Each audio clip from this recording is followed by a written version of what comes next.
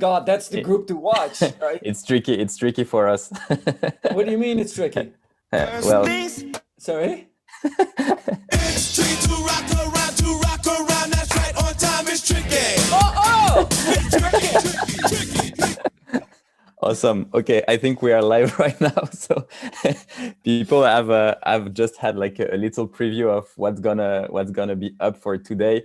I'm super pumped to be joined with Jacco van der Kooij, with the founder of Winning by Design. Jacco, thanks a lot for joining us today. You're most welcome, G. You're most welcome. Now, ladies and gentlemen, welcome.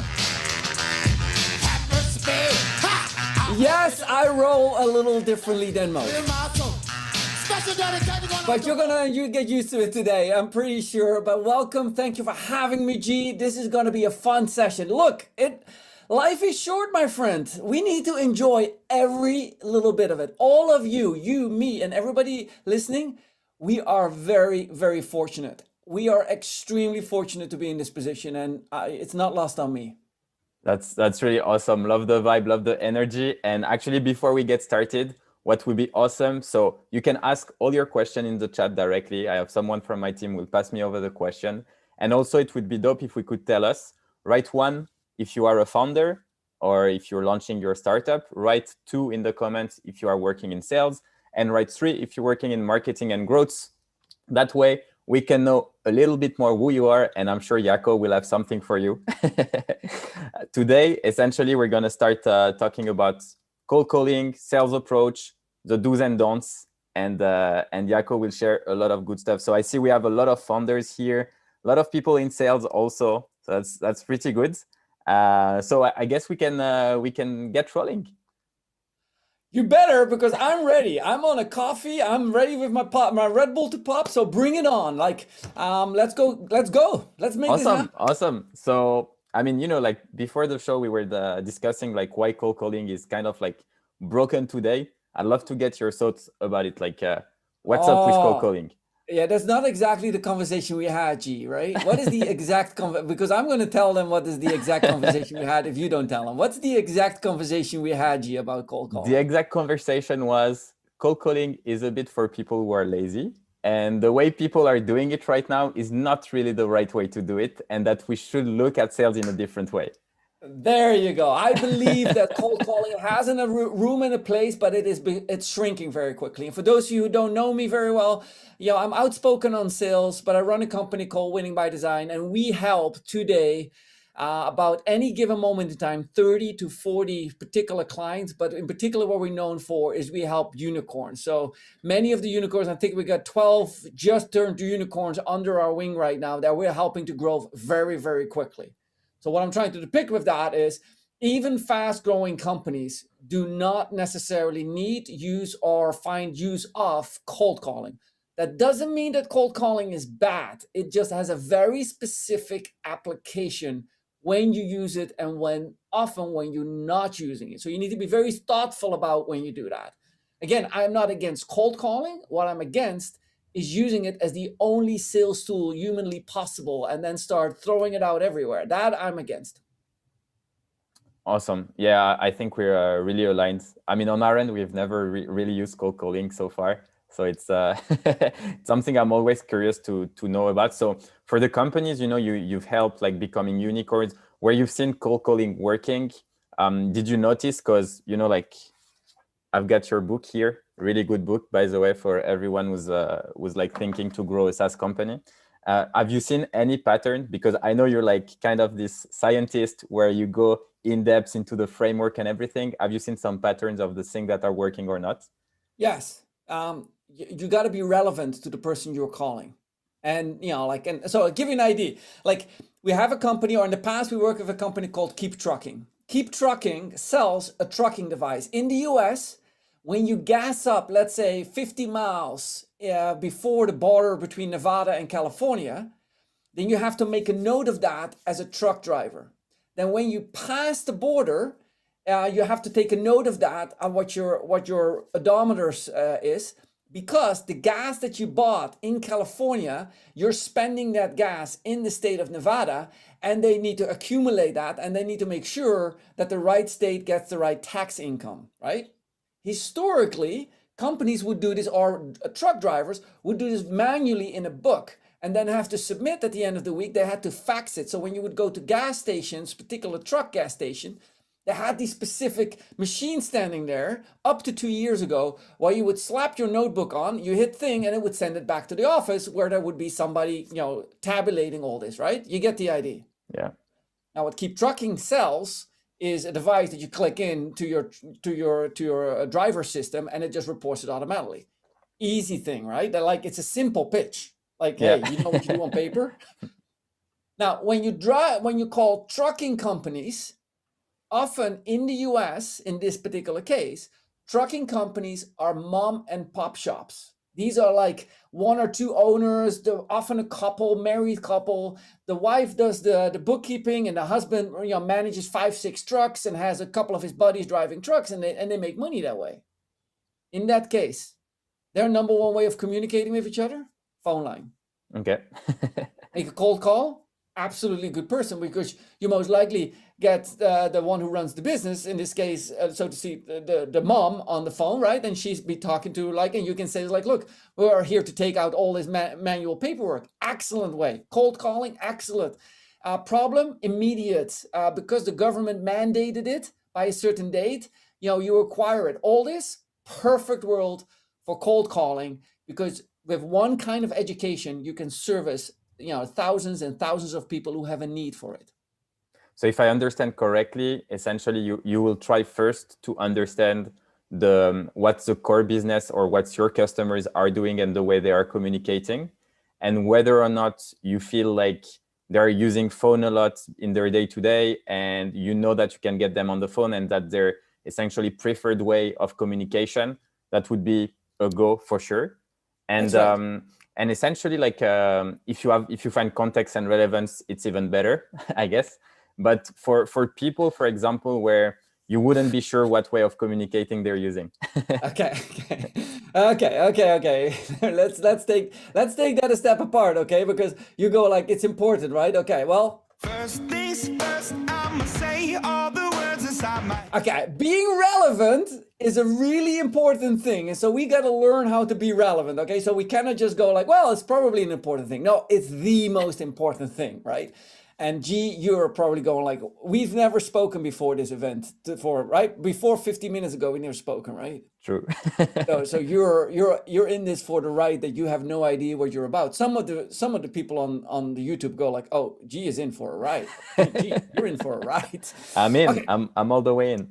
Okay, so the real important thing is the following. The only time that I turn down my phone and walk away from it is when I see a phone number that I don't recognize that says is calling. Now, when that phone is ringing, I don't want to hit reject. And why? Because I believe, and I must be stupid or something like that, but I believe that they can detect that I'm pushing it away, and therefore they know it's a human on that phone, and now I'm going to be even more spammed. So whatever I do when that phone is ringing and I have an iPhone, I just don't touch it. I for the next 20 rings, I am like hands off, right? Now, that's what I think of when people are calling me. Now, the only phone lines I pick up are the ones that I recognize the number of. Everybody else either text me or get to me through LinkedIn, but I'm no longer there. Number one, phone call. Number two, anyone that reaches out to me via email, I use Superhuman. And those of you familiar with Superhuman, when an inbound comes in, I am kind in general to the person, but in generally I can say, let's spam. Now, I want everybody to realize what is happening right now with tools like Superhuman that are currently occurring a lot.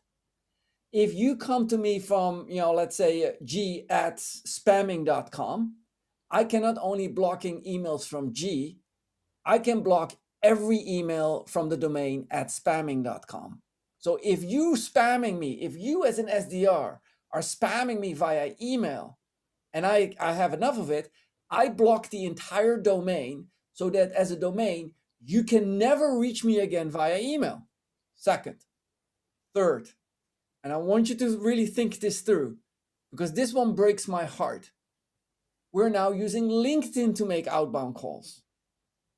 The problem is, if you are calling me and if as an employer, you are making your sales organization call from a call center and the call center gets blocked, the human being doesn't get blocked. The call center gets blocked. If you're reaching to me via email and you're spamming me via email and I block you, not the person gets blocked. The company. The company gets blocked. But on LinkedIn, if SDR, sales development reps, are reaching out and spamming via their LinkedIn profile others, and I block you after I accepted your invitation. Oh, you're a sales development rep, really want to, like you now have a network with me that you can use if like I'm a reasonable person known in this world, like that could be a useful connection for you at some point. But then when you spam me, I block you, LinkedIn will never allow you back in my network. As the human being, as G, not as g@spamming.com, not as the domain name where you're calling from. No, I am blocking you as a human being. That means that when SDR starting to and salespeople start to call outbound via LinkedIn, they essentially are reducing their total available market. And the more executive they go, the quicker you get blocked because people simply say, I don't want to talk to you. I don't want to talk to this, right? And I do this a lot, I do this very common. If I see it's a young person, I respond to that person saying, hey, look, you should be careful. Here's a quick video that you should watch on what you're doing. You should at least talk to your boss. Every now and then I write a message to the CEO of that company and say like, look, time out. Are you knowing that you are ruining the careers of these young professionals entering the workforce? Because if they do this for 2-3 years straight, I mean, their name will be tainted on LinkedIn because they will be hit so many times. There's ways to go around it. Do you have a shortcut on Text Expander to share the video when someone's spamming you, or?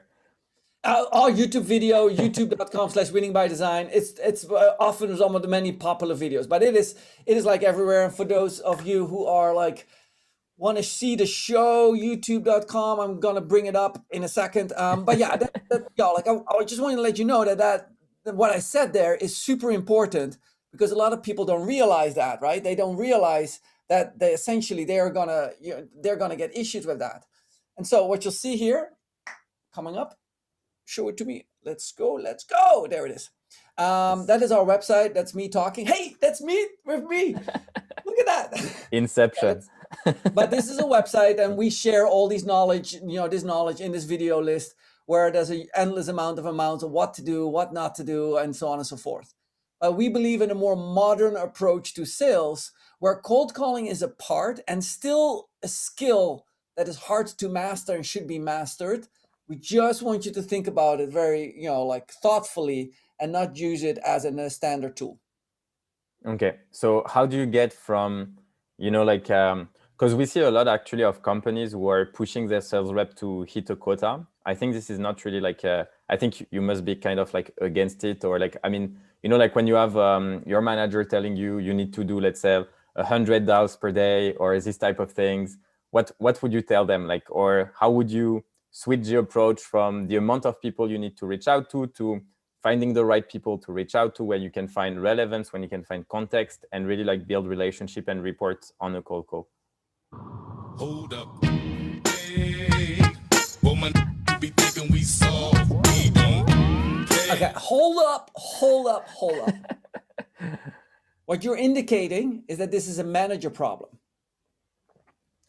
I don't think it's always a manager problem, but I do think that a lot of people respond under pressure, especially in the sales department. And when you have people telling you, especially for young SDRs, who are just getting trained, if someone has been telling you you need to reach out to at least 400 prospects per week, 100 dials every day, and do other things on Friday, finding your list. So G, yeah. I get it. So G, so this is we are running a doctor's office. We are a company that's selling medicine. We're a product, and our product is a solution to someone's problem. We run a doctor's office. Only what we're helping people with is with product issues. Thank gosh, not cancer or anything like that, right? Now, stay in the world of doctors. What you're telling me is hey, can the person, instead of picking up the phone and saying, how may I help you? Can that person walk out on the street and start yanking people, say, hey, you want to buy some drugs? Because you're you want to buy some fentanyl? I got some good stuff there, right? And you don't have a headache, but you're going to get a headache. I got stuff for that. That's not a way of selling. I mean, like that's market. I mean, I used to grow up in a farm, and where your market tradesman starts selling that, right? Oh, I got this to sell. I got apples to sell. But that's because you went to the farmer's market, and you went to the farmer's market because you wanted to buy stuff. And when you're at the farmer's market, and then they're yelling at you, it's applicable. It works. But when I'm walking on the street, just making my way over to my parked car, or just making my way over to the gym, and I'm being yanked on the side saying, hey, do you want to buy some fentanyl from me? That's not cool, right? Now, I can do the same thing and say like, hey, take the doctor away, make it a car dealer. Look, I cannot walk along the side of the road and start yanking people, say, hey, you want to buy some tires? I got some cool tires for you. Like, dude, what are you doing? Now, you cannot tell me that if I'm having a really great tire company, and I'm putting an SDR in front of that tire company and say, you got to make your sale. And that SDR is going to walk on the street in this little town or in this village or in this city, and he's going to yank everybody, say like, you want to buy some tires from me? You cannot tell me that that will not hurt the tire company. You cannot tell me that people will not get upset, walk around that and never enter that street again because there's this pesky person that will want to sell you some tires. That's the thing. Now, in B2C, this can work because there are 7 billion people. And so it takes a lot of time to offend all of them. But in B2B, in general, any B2B shop in general, and we've worked with some of the largest companies like Adobe and some rapid growth startups, there's 5,000 prospective clients for most platform sales at any given point in time. 5,000. Not 50,000. I mean, you can count and say like, hey, all SMBs in the world are X hundreds of thousands, but you cannot target all of them. So any given time, even the most successful companies are dealing with a realm of about 5,000 clients. And that is who you can take off. And that's where you can cause a lot of damage with this. Not to mention that it's proven to be effective, but super inefficient. And what I mean effective, yes, if I pay somebody $15 to place 10,000 outbound calls, I may get meetings, and that's what the outcome that I want, meetings. Yeah. But it's very inefficient, and those deals have a tendency to not close and not stick. And what we know, the top 40 SaaS companies in the world require, on average, if I take the median, not median, if I take the up and the lower end out, take 21 months to recoup their client acquisition cost. So if any client turns in 12 months, boom. What good was my cold outbound? Oh, you got the meeting.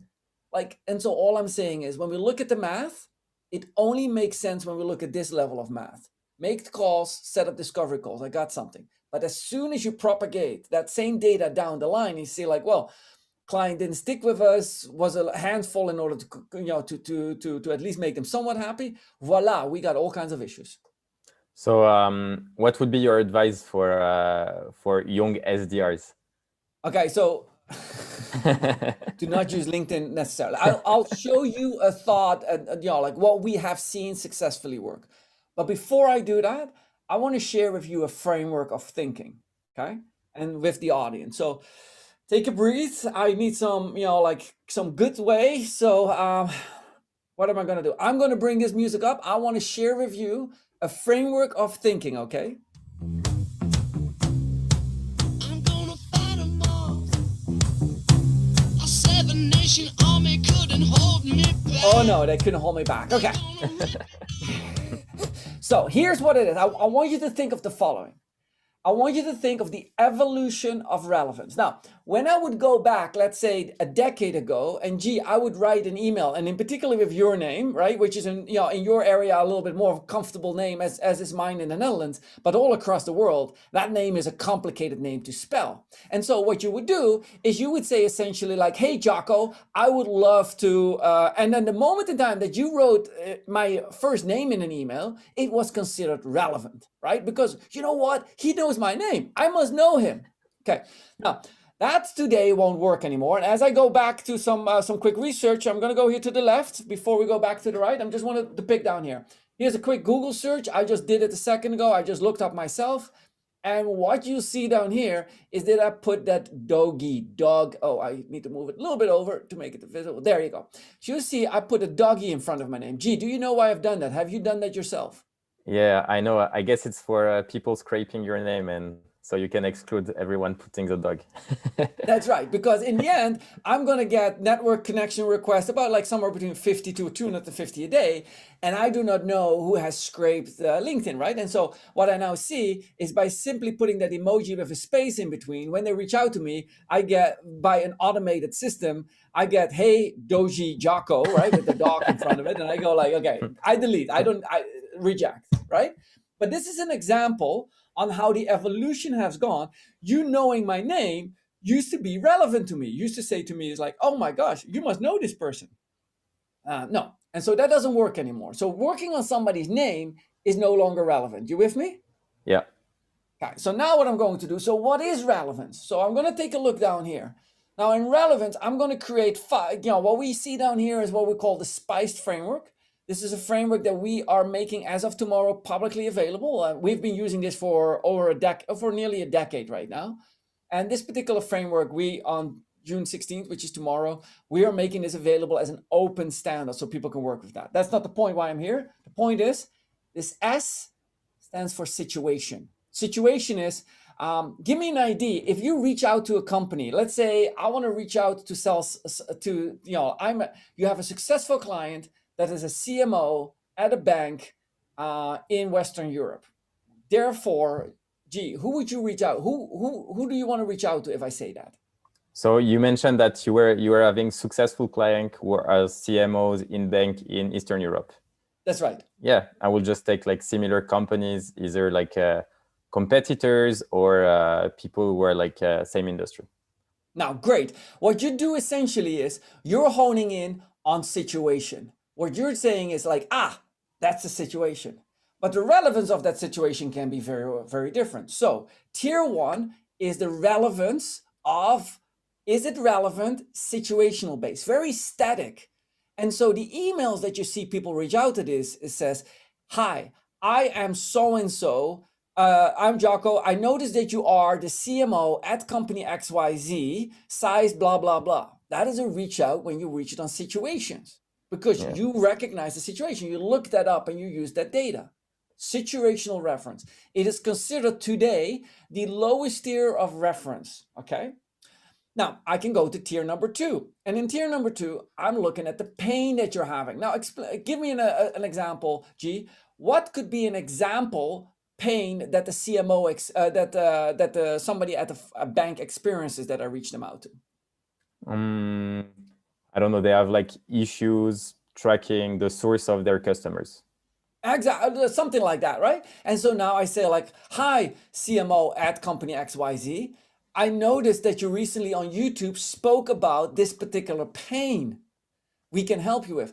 This is a second tier relevance. And as a result, when you reach out to me, I go like, interesting. I have that pain. So for example, I can say, I noticed that you recently closed funding and that you're hiring, right? Hey, situation, you closed funding. Pain, you are hiring. Or I could say Glassdoor has given you a lot of bad references. So now I see that. The third category is where I see not only that they have a pain, but I notice that they need an impact. An impact is something that I can say, hey, you need this not because of you want to hire people because you want to grow. So now I can say, hey, I notice you have pain. Sorry, I notice you have closed funding. You had a trouble hiring per Glassdoor, and that you're trying to double your number per the recommendation or per the press release, blah, blah, blah.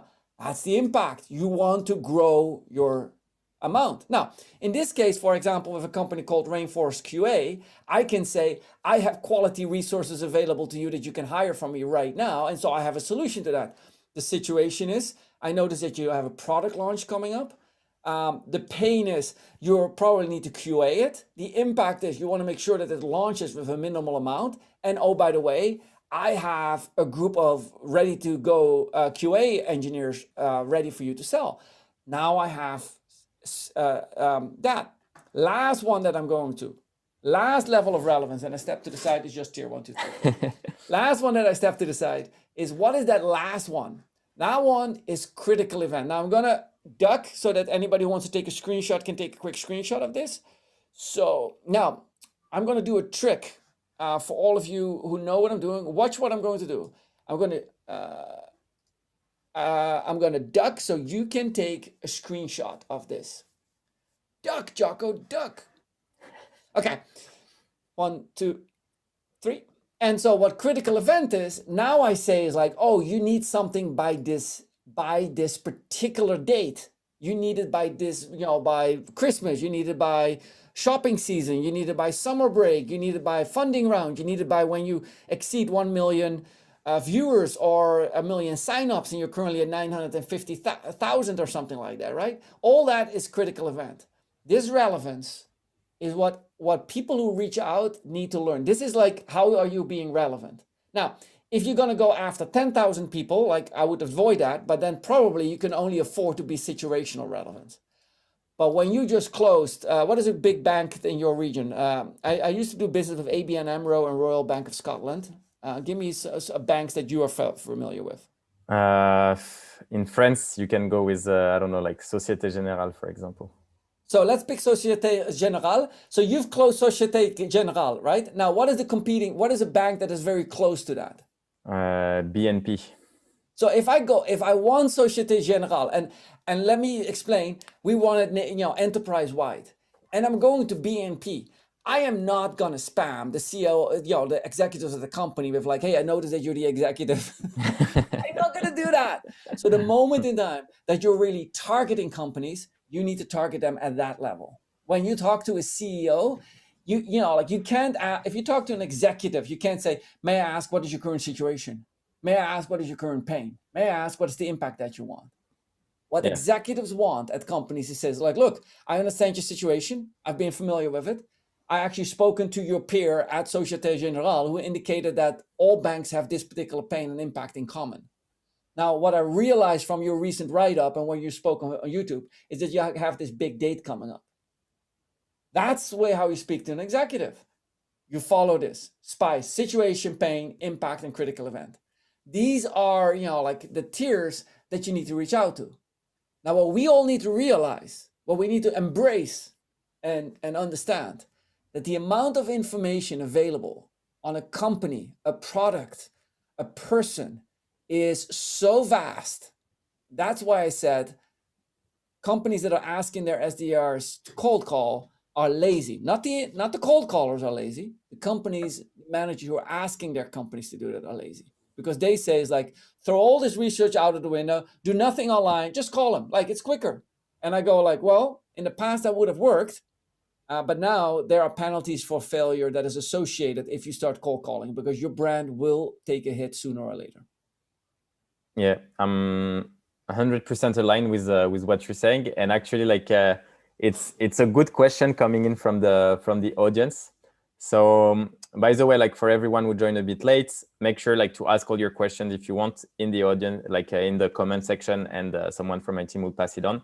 We have a question. They love the SPICE framework, but some people are asking, how exactly do you use it at scale? What do you mean use it at scale? Like I know that there's a question low, like elaborate. What does using at scale mean? I think what they mean is essentially like, how do you make sure, like, because obviously, like back in the days, you were reaching out to, let's say, 10,000 prospects. I think now it's definitely not something you should do. But how exactly do you use it at scale? Meaning, like, do you find a process for your SDR to be trained on this framework? Like, how exactly, if you have like a team of SDRs, would you be, for example, telling them, okay, so if we want to go to that level of personalization, here are the things that you're going to look for, either on a LinkedIn profile and go to the company page and company update and all these type of things. Like, do you put a process in place? How exactly do you set it up? And how do you make sure that everyone can follow it? Absolutely. Okay. I am a big believer is like, look, there is an element of artistry in sales. And those who master that artistry don't need to watch this YouTube video, they're doing it. And typically cold calling. I believe that cold calling is one of these things that in generally, like if you are akin to it and you like it, then you're going to be successful in it. But if you're hemming and hawing and, you can be convinced, I do believe that too, you can. But there's a technique that can be taught and learned, and I very much favor that when you teach and learn that. But I can also teach you how to write a proper email. So let's take a look at that. If I go to write an email, in a second I will duck again so that I'll have, what I have down here is what's called a blueprint. Now, blueprints are typical. We use a lot of blueprints throughout our entire sales process. We call these blueprints the way. Now I'm going to duck so people can take a screenshot. A duck, Jacco. Now this is a particular format that has been proven to be very effective and in writing emails. Now what you're going to see is how I'm using down here the situation, the pain, and so on and so forth. Now, what you'll see down here at the top, I'm going to demonstrate that I've done my research. In a recent report that you launched, that you spoke about, in a video that you pushed on YouTube, in a LinkedIn post that you placed, whatever it is, you said, you, Mr. Customer, you said that you wanted this, you wanted something, and what you said. Now, what I did is I talked to John on your team. Now, talking to John on the team can be done via call, saying like, John, I just read your CEO wrote this and I want. Now you can talk to John on the team, you can LinkedIn message, you can look up historically, wherever you can get that. If you don't want to talk to John, you can eliminate that. But what I noticed is in my research that you're currently using an on-prem solution and for big data with limited ability to scale. That is the pain. So now I'm going to mark that black and say like, ha, that one is the pain. I'm going to make it bold so it stands out. Limited. So now I have the situation, I have the pain. You commit, and this is, well, I'll come back to this in a second. Now I say is like, hey, if you commit to our solution, you can lower your blah, blah, blah by 20%, or this is what we call a rational impact, to run more business. This is an emotional impact, scale. Now, when you put these things together, you start to build a story, what you see down here. I'll duck again because I suspect that somebody will say, Jacco, okay, you duck. Okay, and so what you'll see down here. Now, what is key to this is that you commit from the bottom to the top to one value prop. In this case, the value proposition is a migration to a cloud environment. I cannot mention that I've done the report research and over there you were talking about increasing something and then I talk about here something different. When you see this, these formats come back in everything. And so, for example, and the consistency is super important with this. I'm going to show you the particular. In a similar vein, I'm now going to show you if I am now talking to a customer and I am talking about like, hey, I finally get them on the phone, it's on a discovery call, and I want to depict what we are doing as a company. Again, what I'm saying is, hey, here's the situation that we're having. The situation is XYZ. I'll mark it so that it shows up clearly. Here's the situation that we're doing. Now I can say, hey, based on the situation that you are the CMO of the CRO of this company, Mr. Banker, I recommend that you go to our solution and this is what we have to offer. That is a shortcut. That doesn't work as well. It works, every now and then, but what really works is if you say like, hey, this is the situation. This in particularly down here is the pain. If you do not take any action and you don't fix it, you're going to get the consequences of the pain. You're going to get the negative impact of the pain. And therefore, by doing the solution and recommending what we're speaking about, you're going to get that. And that gives you this level of, that makes the customer feel like, oh my gosh. The trick here is to depict the situation, the pain, and the consequences of pain. Now, let me take a step back. If I take a step back, Jacco, this looks all great. Hey, if this matches up to the email that you've written out, and now you match it up to a customer success story. I had a customer who had this situation. It caused them that pain. They were not taking any action on it, and it resulted to that and that pain. However, after deploying, not necessarily your product, but a solution that it caused them this, it helped them with that. This consistency, that is to us selling. The understanding, the good understanding of what your customer product does, what your customer problem is, and what your product does. So I know I talked a lot, but this is sales as a profession supported by science with conversions and metrics. This is not just, you know what, I just picked up the phone and started dialing. And I believe that we are, and particularly with many of your viewers, we are touching on a new generation of sales professionals that says like, hey, that cold calling from the old days, I know that is a good, like step up, but it's not working for me. Yeah, I think like a lot of people are, I mean, as you said, I think you you need to know where you're good at. Like some people were really like killing it with cold calling will always find ways, you know, like to build relationships over phone without having, you know, always to have such depth, I think, in term of personalization. But overall, like, yeah. Building relationships on the phone and cold calling can be done separately, right? Yeah. I don't want to say cold calling and building relationships on the phone are the same thing. Yeah. Like everybody can build a great if I talk to you on the phone and I help you solve a problem, you know, like 60% down, we have a great relationship. Like that they do. I just want to make sure that you don't overlay a one or the other and say like great salespeople build great relationships. That is not necessarily 100% true. Okay, many things that we look at traits of sellers actually don't matter that much. We hear, oh, great salespeople are scrappy. Great salespeople are great cold outbound callers. Great salespeople are extrovert. Great sales. Yeah, I tell you, true. Yeah, it's not true. We've seen everybody be successful. Yeah. And so if you take away all that stuff, what is left? What is left? What is left? If great salespeople, some salespeople are scrappy and that makes them successful. But being scrappy doesn't make you successful. Yeah. And I think in the end, all studies have shown that introverts are actually the best salespeople in the end. Not necessarily true. I told you this up front. I'm gonna fight you on everything that I don't disagree. Because it's not from true. The study I've read, it was it's not like a huge difference, but like yeah. Look, I can tell you an introvert will never take a test until they take a test. Blah blah blah. I can tell you the sample is fixed. Yeah. You know what makes great salespeople great salespeople? Tell me. They understand the problem a customer is having, and they have a way to solve that. That is a guarantee to make a great sales professional. And whether they do that being an introvert, an extrovert, scrappy, all that is secondary. But we need to realize, we absolutely, as sales professionals, as founders of businesses, we need to realize that we are training our young sales professionals far too little on what problem they are solving and what the market actually is experiencing. We say, it's like, come on here, and here's a sales pitch, and here's the price tag. No.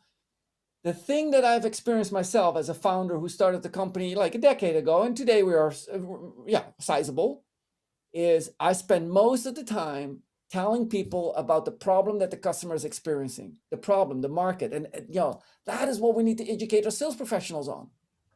And we spend far too much teaching them on some of these sales skills, which, like I believe in many cases can be taught in a YouTube video. Like that's the easiest one. But all the time needs to be spent on what is your customer experiencing? Have you learned that? And go talk to a customer and so on and so forth. I'm very passionate about that, as you can tell. And you had your hands full on me, so good luck. I'm curious actually, because I think this is really like an interesting point. You're saying like that essentially for like your team, you should spend more time educating them on the pain that your product or service is solving, meaning like what are customers facing as pain, issues, etc. In the way you would do it on a very like concrete level, would that be like the role of as a founder to do it? Meaning like spending time with the team, explaining, because I think it's great to share vision, but would you also add customer interviews? And if you do, how exactly would you do it? Okay, loved it. Thank you. What a great question that is. So here we go. Founders, as a founder, you generally started founding a company because you saw a problem in the market and you were so fed up with it that essentially you fell often that you were pushed over the edge. Like somebody had to do it, so it might as well be me. So you understand the problem extremely well. That's what pushed you to start the company. The second thing that it does, as you start building the solution for that, as a founder, you often have created it, wrote the first lines of code, created the first decks, everything. So you understand the solution very well, include all the derivatives of the solution. A solution is not only one pathway to success, there's often 4, 5, 6 pathways that lead to that. And there's dozens of dead-end stories. As a seller, you have no decade worth of pain experience, and you have no like years and years of developing the product experience.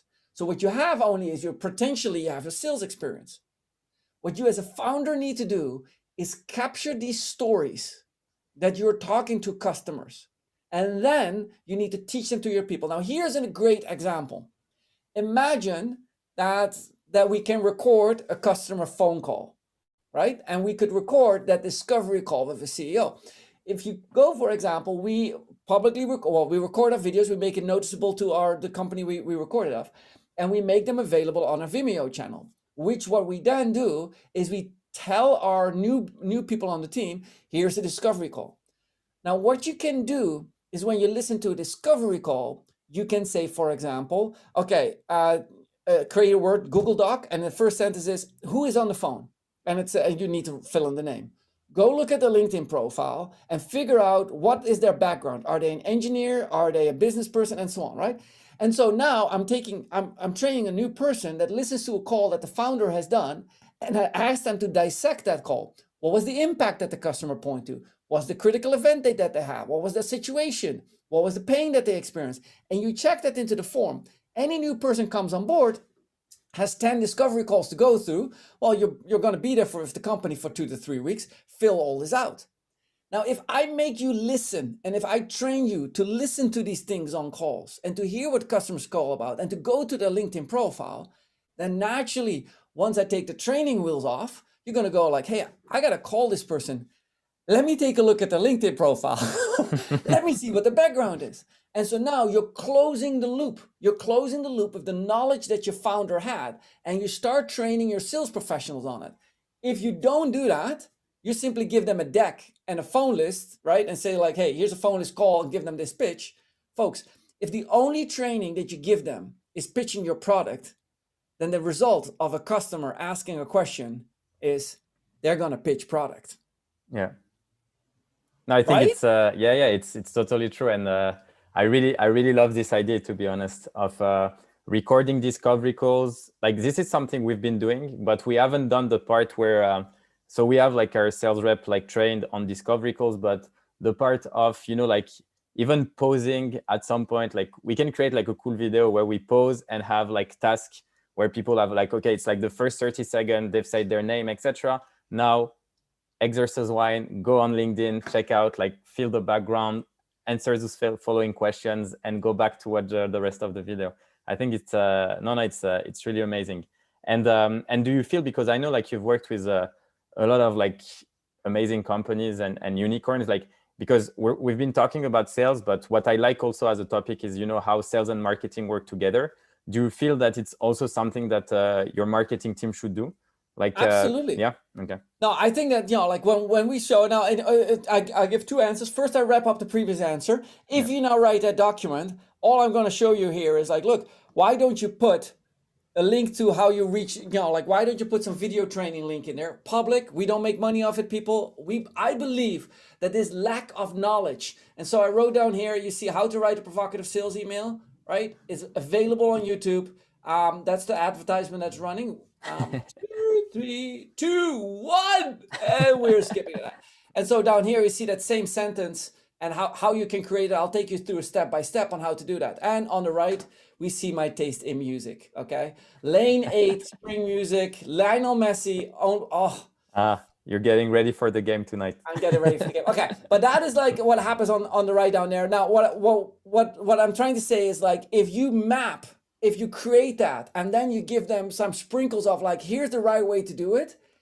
I have seen and I have felt that when you lead people in the right way, and particularly the next generations, they only need one pointer in the direct way and they're off to it. They see the video, they already downloaded the 13 other videos associated with it, digested it, improved upon it, and shot their own video to educate their customers. Like, that is what we want. That is how you embrace them and how you set them on the right stage. But just treat them like we treated salespeople 20 years ago and says, here's a list and go cold call.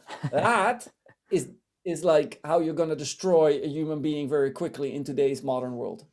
Yeah, that's really like really cool. I have a question for you that I'm curious to hear the answer. What about targeting SMBs where there is no information present online? Okay, we need to.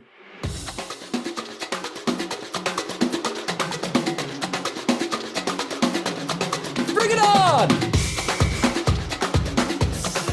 Okay, everybody fresh again. New question, new topic. Go for it. Okay, so the question was, Whenever you're targeting, sometimes like some people are targeting SMBs where they have like issues finding information online. I think like what you mentioned earlier with the truck company where it's like more in moms and pop shop. I think it's a good example. So how would you go with it if you can't really find like information? Thank you. Actually, the founder of Keep Trucking, who is not of native origin, Native American, if anything, he would look very there's a particular look and feel that he has since he's an immigrant that you could see there would be some interaction. He himself went and sat at truck stops for days on end to observe the behavior. Now what he saw is that, and I just felt when he said this to me, and it went through my mind what he must have gone through, like sitting at truck stops and being ridiculed and not probably a lot of reject. But he sat through all that, and he looked and he found that there were stacks of magazines at the truck stop, and these stacks of magazines had like CB radio commercial advertisements in and everything. And he found, and he looked at it, and there was one stack in every truck stop that was empty. And he found that was the one to reach them. If every trucker picks that magazine, why don't advertise in that magazine? That's one. Second thing, what truckers do is they often have barbecues on Sundays, and particularly they all get together and it's a big family gathering and so on and so forth. So he realized that they're often in hubs of agriculture, and that if you organize it, instead of going to a trade show, you got to go to these like farmers market barbecue styles. You just got to sponsor the barbecue. You just got to go do that. What a great, simple way of looking at it. So he found that the best way to reach his audience was advertising in a magazine, sponsoring barbecues, and then calling them up and say like, hey, as you may have seen in the magazine, we just were sponsoring the barbecue. By the way, were you at the barbecue last week, right? No, oh, it was great. Like John was nutty as always, right? But these barbecues are not like 5 truckers, right? They are like hundreds of trucking, everybody showing the cool trucks and whatnot. That is how you reach your audience. You do your homework first. You understand where they're at. You understand how to communicate. Now, and when you see how and where to communicate, then you reach out in their medium, at their time, in their way. Now, that is empathy. That, I believe, we can do. And for a lot of people, that may mean going to the website and visiting that company's website and checking a few things. Hey, they have this on the website, they have that. And so when I reach out to you and say like, look, I went to your website and I noticed this was wrong and that was right. And oh my gosh, I loved what you did there, is a great way of starting a conversation. You're relevant to them because you actually did homework. 5 minutes of homework per client can offer a result. I'm not saying that you need to know everything about me, have read my entire LinkedIn profile, knows where I went to school, know my dog name, know blah, blah, blah, blah. Not needed. That's a little too much. Or as I would say,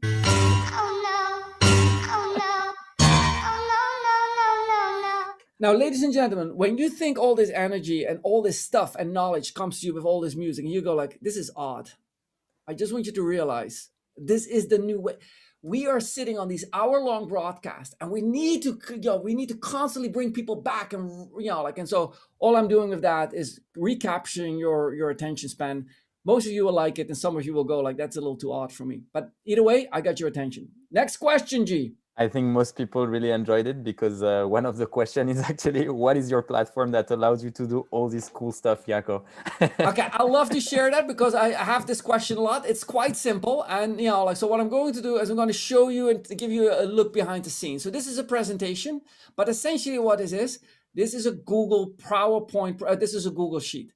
And in that, I simply have mapped that. Now, what I'm doing is I'm using an app called Magnets. Magnets, Command-Shift-E, will size it. Then I have OBS, and OBS captures it from that corner there to that corner, that corner, and that corner. Then I have overlaid my picture while I'm sitting on a green screen behind me. So if I turn the picture away, this is a green screen, and which has overlaid me. And then one of the final tricks is that button box down here. That is a Stream Deck. And so with the Stream Deck, what I'm using, and I'll overlay it so you can see it, I have configured multiple, I'll bring it in, there it is. So now you see the Stream Deck overlaid, and there you see my buttons of different camera angles. So I can say, for example, if I press this button, the deck will disappear, right? The screen capture disappear. If I press that button, I will disappear. See? And so these are different camera angles. So if I simply want to move myself a little bit over the screen, you can now see I have a slight move going on, right? And that moves me to the center and so on. All that is done with OBS. Another great product that can do that is MHM. And so, you know, like I'm more like an engineer who loves to do that. Then that puppy there is called a Roadcaster. And that one will allow me to mix in music or run samples. Okay, there you go. So now you have the setup. I know many of you ask me always about that, but this is a kind of like way where I believe that a modern, you know, like if you live in a modern world and you're selling, all the OBS free of charge, green screen, $80, camera, $80. And so with this stuff, relatively simple, you can create a very professional work environment. Yeah, and I think everyone is quite like disappointed, thinking that you were ducking all this time.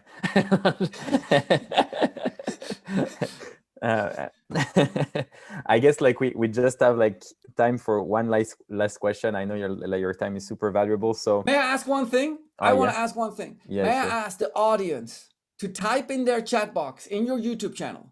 Can you please, as G prepares his last question, can you type in your key takeaway? What is the thing that you took away? Like this is the thing. And sometimes it can be, oh, I loved how you use OBS, or is it like spiced, or what is it? But type in what your key takeaway is, because your colleagues and your peers who are joining this cast, seeing it, are watching that and they're learning from that. So enjoying the learning spirit, but it would be great, and also provides both G and I a lot of feedback, whether we are doing it right or wrong. Go ahead, G, your question. I really like your question. I'm gonna steal this for one of my next events. So the last question is, Jacco, in your AE book, you mentioned you have to provoke your prospects. How would that work in a cold calling?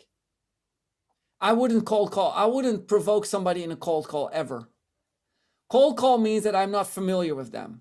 And in order for me to provoke a person and say like, and provoking means saying to somebody, what you're currently doing is you're doing it wrong. You should be doing it this way. If you do not have the relevance to that person, you cannot provoke. It will be instantly come across as insincere. And so, you know, like, so I wouldn't provoke that. Now, what I would do, for example, I can meet a CEO for the first time or an executive decision maker. And so if I tune that question a little bit to say like, hey, you meet an executive for the first time, how would you provoke them? I would provoke them by using the results that I have gathered from talking to people in his or her network. And I would say very specifically, look, I spoke to John, and John was telling me that he manually enters everything in Excel spreadsheets every day. Now, John works in your blah, blah, blah department. And I thought that was an exception, but actually I went over to Jennifer in another department, and she told me the same thing. What I believe that what I see that you're having is this particular problem, and you're not alone. Everybody has that. If you want to fix this, you should do this. And let me tell you, if you don't do it by this date, you're going to lose this amount of money, or you're going to, you know, like your competitor is going to make this amount of money, or your company will be a threat, you will be exposed, and so on. I would not be shy in giving the negative pain. As some of you may know, or have seen me somewhere, is I have no problem when I'm on the phone with a founder saying, it's like, look, based on what you tell me, I know you have only $20,000 to spend, but what you're having is a $250,000 problem. And so, and I'm going to tell you, don't spend that $250,000 on us right now. Go hire a person. Go hire the right person for the job. And now you're very sincere. You try to give that founder, like in that early stage, spending that much money on a consulting firm is crazy. Go hire the right person that helps you with that. And so that is a form of provoking. And sometimes that means you're not the right solution, and you got to tell the customer that too. Love it. Love the sincerity, love the approach.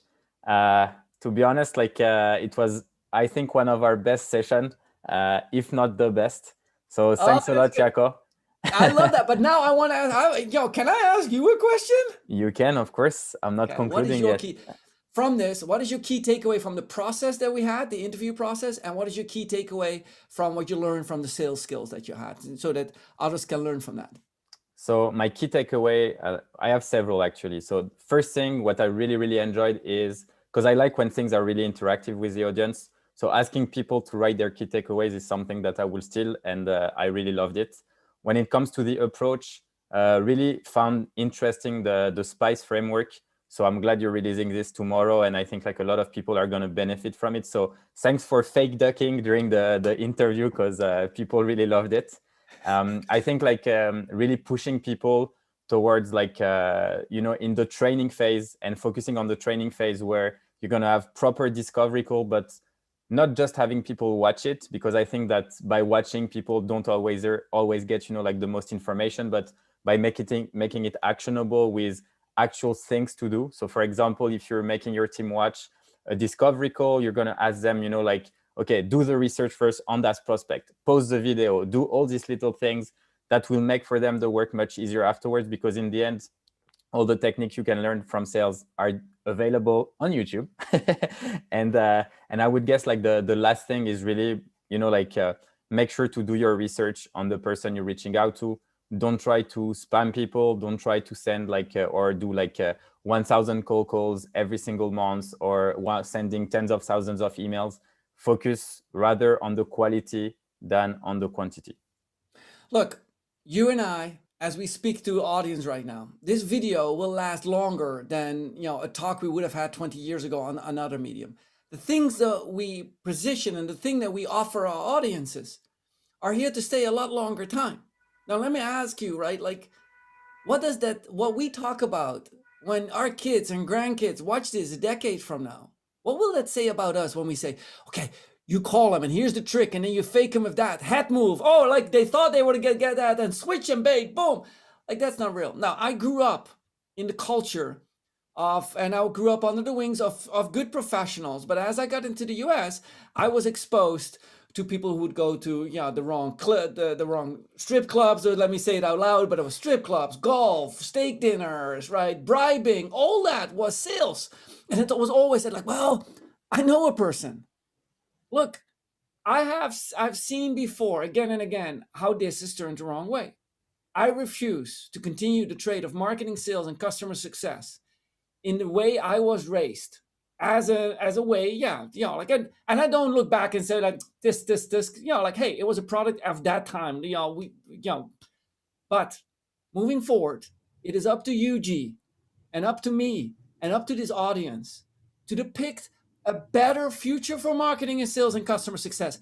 One where we help customers solve problems, one where we have the advanced knowledge, and with that knowledge, we are benefiting. So we cannot unleash this on a customer and say like, I faked you out. This new world is riddled with all kinds of information sources where we can learn more about the customer. It is up to us to change that. And I believe that between marketing, sales, and customer success, the SaaS business model, the recurring revenue business model, is the key to unlock that. Because no longer does it matter. The only thing that matters, does the client get recurring impact? Because only recurring impact will deliver you recurring revenue. So it doesn't matter what you marketed or sold. If they don't get what they wanted, they're going to churn it. And so with that said, I want to thank you, G, for allowing me to spread this message of a new kind of a better way of selling to your audience. Do that with all kinds of music, right? Yeah. And have a great party at the end of that. With that said, is it time for me to start playing some music and to close this off? I guess you can. Thanks a lot, Jacco, for everything. You're welcome. Sometimes I get a good feeling. Oh, I have a good feeling. Yeah. The future is great. I get a feeling that I never had before. No, I get a good feeling, yeah. Oh, sometimes I get a good feeling, yeah. Thanks a lot. Thanks a lot, everyone, for joining. With Jacco, we're gonna continue the party offline.